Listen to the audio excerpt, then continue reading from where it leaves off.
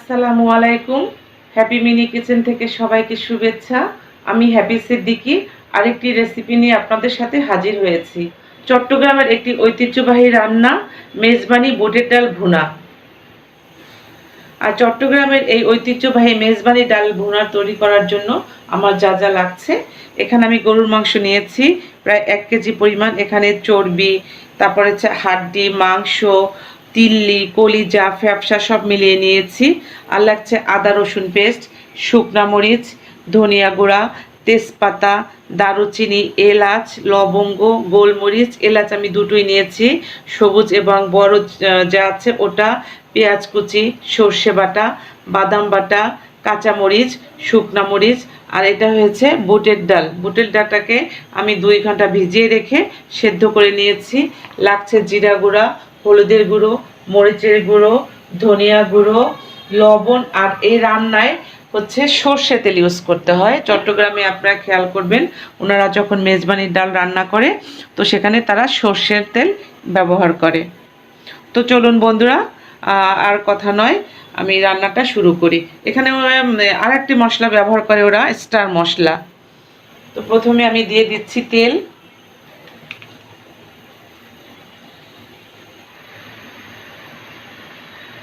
তেলটা গরম হতে থাক, এদিকে আমি দিয়ে দিচ্ছি গোটা মশলা যেগুলো আছে। এই যে তেজপাতা, দারুচিনি, এলাচ, গোলমরিচ, লবঙ্গ, স্টার মশলা সব একত্রে দিয়ে দিচ্ছি। আর দিয়ে দিচ্ছি পেঁয়াজ কুচি।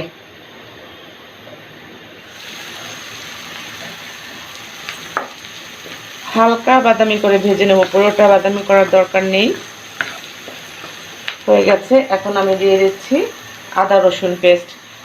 আর মশলার পরিমাণটা আমার ডিসক্রিপশন বক্সে দেওয়া থাকবে, ওখান থেকে আপনারা দেখে নেবেন।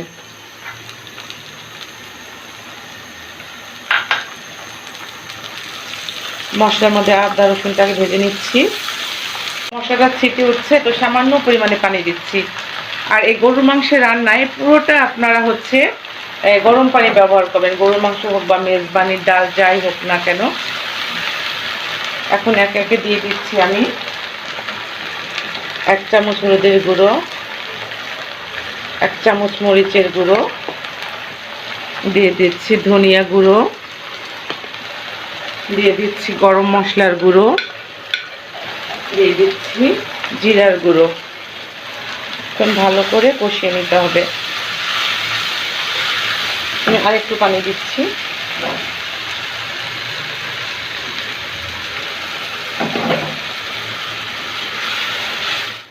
ঢেকে দিচ্ছি কিছুক্ষণের জন্য। জালটা মিডিয়াম আঁচে থাকবে। ফিরে আসলাম কিছুক্ষণ পর। তেল উপরে উঠে গেছে, তার মানে মশলাটা খুব ভালোভাবেই কষানো হয়েছে। এখন আমি মাংসটা ঢেলে দিচ্ছি। এখন এই মশলার মধ্যে ভালো করে মাংসটা কষাতে হবে, যাতে মাংসের ভিতরে মশলাটা ভালো করে ঢোকে। বন্ধুরা, আপনারা নিশ্চয়ই খেয়াল করেছেন আমি এখন পর্যন্ত কিন্তু লবণ দেইনি। এই লবণ না দেওয়ার কারণটা হচ্ছে, আমি যদি লবণ দিতাম তাহলে কি হতো, পানি ছেড়ে দিত, তো মশলাটাও ঝোল ঝোল হয়ে যেত। তো যেহেতু লবণ দেই নাই, তো মশলাটা মাখা মাখা আছে। তো মাংসটা যখন আমি এই মশলার মধ্যে কষাবো, খুব ভালোভাবে মাংসের মধ্যে মশলাটা ঢুকবে। আর এর জন্যই আমি লবণটা এখন দেইনি, আরও কিছুক্ষণ পরে দেব। ভালো করে কষানো হয়ে গেলে লবণটা দিব। আর হ্যাঁ বন্ধুরা, আপনারা যদি আমার চ্যানেলটি এখনও সাবস্ক্রাইব না করে থাকেন তাহলে সাবস্ক্রাইব করুন, লাইক কমেন্ট শেয়ার করে আমার পাশে থাকুন। পাশে থাকা বেল বাটনটি ক্লিক করবেন, যাতে নতুন নতুন ভিডিও আপলোড দেওয়া মাত্রই আপনারা নোটিফিকেশন পেয়ে যান। তো এখন আমি ঢেকে দিচ্ছি কিছুক্ষণের জন্য। ফিরে আসলাম কিছুক্ষণ পর। মাংস থেকে যথেষ্ট পরিমাণে ঝোল বের হয়েছে। আমি কিন্তু কোনো এক্সট্রা পানি অ্যাড করিনি বন্ধুরা।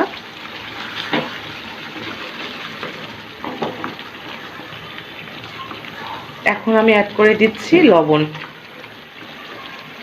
লবণটা আপনারা হচ্ছে স্বাদ মতো দিবেন।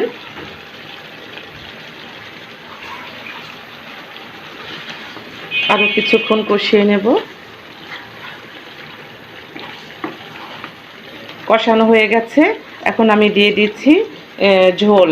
মানে সেদ্ধ হওয়ার জন্য। গরম পানি দিচ্ছি, অবশ্যই গরম পানি দিবেন। ঠান্ডা পানি দিলে কিন্তু মাংসটা শক্ত হয়ে যায়, সেদ্ধ হতে চায় না। এখন আমি ফিরে আসবো প্রায় 40-45 মিনিট পর, মানে মাংসটা সেদ্ধ না হওয়া পর্যন্ত। তবে কিছুক্ষণ পর পর এসে আমি নেড়ে চেড়ে দেব। দিয়ে দিচ্ছি কাঁচামরিচ, ঢেকে দিলাম। জাল থাকবে মিডিয়াম আঁচে,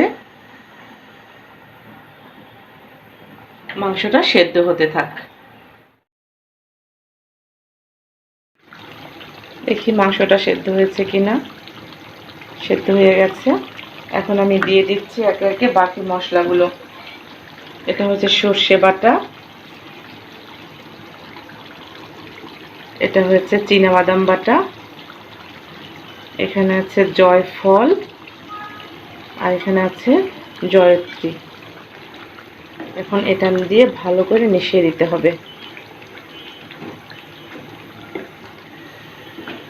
আমার ডিসক্রিপশনে খুব ভালোভাবে মশলার পরিমাণটা কি কি মশলা দিয়েছি দেয়া থাকবে। যদি কোনো মশলা স্কিপ হয় যদিও, তো আপনারা ডিসক্রিপশনে পেয়ে যাবেন। দিয়ে দিচ্ছি বুটের ডাল, সেদ্ধ করা বুটের ডাল। যেহেতু বুটের ডালটা সেদ্ধ করা আছে, এটা বেশিক্ষণ লাগবে না সেদ্ধ হতে, বাকিটা সেদ্ধ হয়ে যাবে।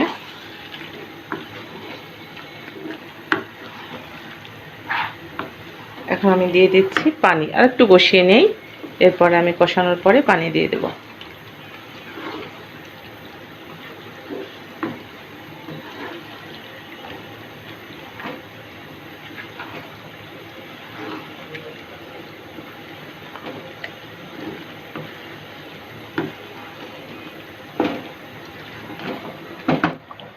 ঢেকে দিচ্ছি কিছুক্ষণের জন্য।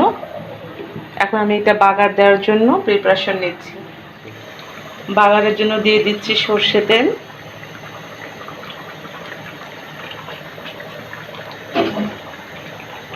চারটা শুকনো মরিচ,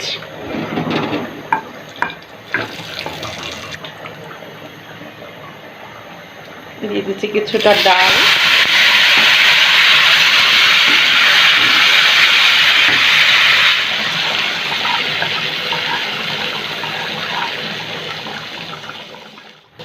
সাদা ভাত, রুটি কিংবা পোলাওর সাথে এই মেজবানি ডাল ভুনা খেতে অসাধারণ লাগে। তো বন্ধুরা, হয়ে গেল আমার মেজবানি ডাল ভুনা। সবাইকে শুভেচ্ছা, ভালো থাকবেন, আল্লাহ হাফেজ।